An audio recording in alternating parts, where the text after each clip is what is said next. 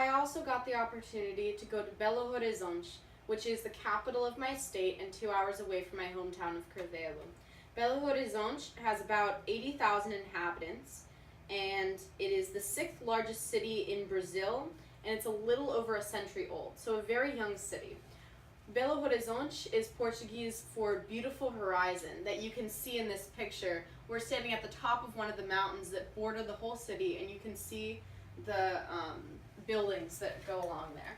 I have another picture here that is, I took it myself.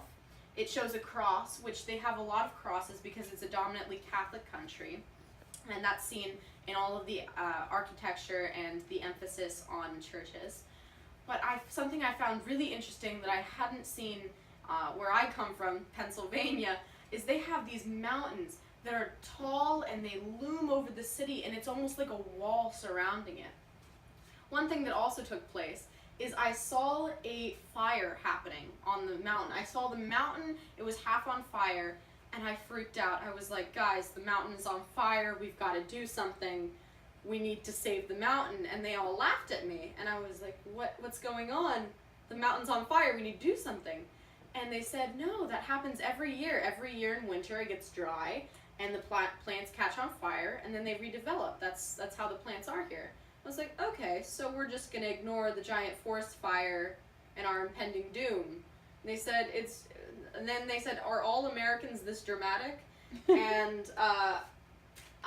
they have a very tranquil way of looking at things.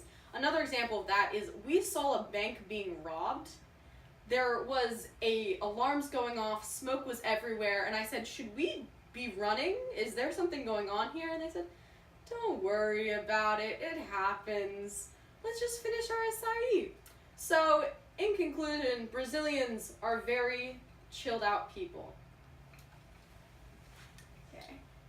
And just to give you another view of Belo Horizonte, here's the city view where there are monkeys that actually live on this mountain. As I was climbing up the stairs to get to this view, I bought some popcorn.